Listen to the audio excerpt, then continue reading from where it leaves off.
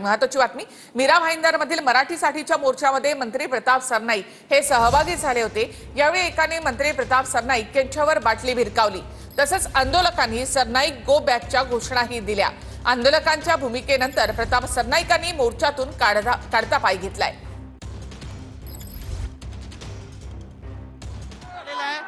तरी बाटली भिरकावलेले प्रताप सरनाईक यांच्या दिशेने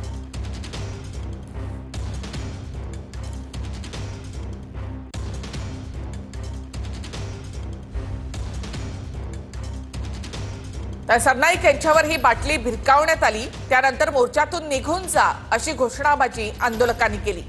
या मोर्चाला आधी परवानगी नाकारण्यात आली होती, त्यानंतर परवानगी देण्यात आली। मात्र मोर्चेकरांचा संताप या ठिकाणी दिसून आलेला आहे। या मराठी मोर्चामध्ये आपण सहभागी होणार असं सरनाईकांनी आधी सांगितलं होतं। आपण आपला शब्द पूर्ण करण्यासाठी इथे आलो असं प्रताप सरनाईक यांनी म्हटलं।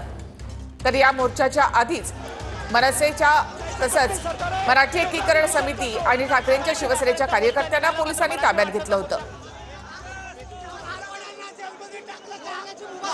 काही समाजकंटकांनी बाटल्या भिरकावल्या तुमच्या दिशेने। कोणी काय फिकलं काय नाही हे मलाही कल्पना नाही, परंतु एक गोष्ट मात्र तुम्हाला मी सांगतो, जी काही समाजकंटकं होती ती मीरा भाईंदर शहरातील नव्हती, बाहेरची होती आणि त्या बाहेरच्या आलेल्या लोकांमुळे हे वातावरण मीरा भाईंदर शहराचं खराब होतं।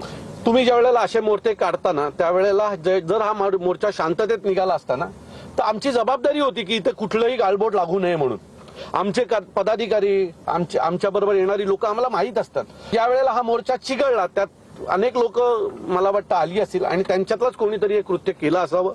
आम्ही याचं समर्थन करत नाही किंवा आम्ही या गोष्टीला कुठल्याही प्रकारचा दुजोरा देत नाही। ज्या पद्धतीने हे वातावरण होतं मलाही कल्पना होती, पण शेवटी मी ह्या मोर्चामध्ये सहभागी होणार हे सांगून आलो होतो, त्यामुळे माझं कर्तव्य होतं त्या सहभागी व्हायला। मला पोलिसांनी पण सांगितलं होतं, साहेब तुम्ही येऊ नका, वातावरण खराब होईल किंवा तुमच्या विरोधामध्ये घोषणाबाजी होईल। तरी सुद्धा मी सांगितलं की मी सांगून आलोय, मी शब्द दिलाय की मोर्चाला मी सहभागी व्हायला चाललो, मी सहभागी झालो आणि परत चाललो विधिमंडळाच्या कामकाजासाठी।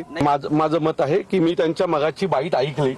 एक मराठी माणूस म्हणून त्यांनी जो आमच्या मोर्चाला पाठिंबा दिला त्याच्याबद्दल मी त्यांचे आभार मानतो आणि अशीच मराठीवर प्रेम त्यांचं सतत राहो अशी मला त्यांच्याकडनं अपेक्षा आहे। ह्या ठिकाणी बाहेरून आलेले जे मनसे आणि उभाट्याचे काही लोक आहेत त्यांनी या ठिकाणी दादागिरी आणि गुंडगिरी करून काहीतरी करायचा प्रयत्न केला, परंतु कायदा व सुव्यवस्थेचा एक राज्याचा जबाबदारी मंत्री म्हणून मी या ठिकाणी जे मराठा एकीकरण समितीचे गोवर्धन देशमुख आहे त्यांना सोडवायला पोलीस स्टेशनला गेलो। काही मनसेचे पदाधिकारी आणि काही नेते मंडळी नवघर पोलीस स्टेशनला होते, मी त्यांना सोडवलं। तुम्ही ज्या पद्धतीने महिलांबरोबर तिथे वागलात, तिथल्या महाराष्ट्र सैनिकांबद्दल वागलात, तिथल्या मराठी एकीकरण समितीच्या लोकांबद्दल वागलात, तिथल्या स्थानिक मराठी लोकांबद्दल वागलात, हे ज्या वेळेला लोक पाहत होती त्यावेळेला बाहेरची लोक यायला लागली ना।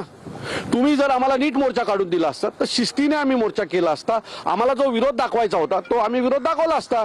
पोलिसांचं म्हणणं असंही होतं की या संदर्भात काही लोकांच्या संदर्भात त्यांच्याकडे काही इनपुट्स आले होते की त्यांना त्या ठिकाणी वेगळ्या प्रकारची काही कारवाई करायची आहे आणि म्हणून पोलिसांनी त्यांना एवढं सांगितलं होतं की जो नेहमी रूट असतो मोर्चाचा तो रूट तुम्ही घ्या, अशा प्रकारचा रूट घेऊ नका।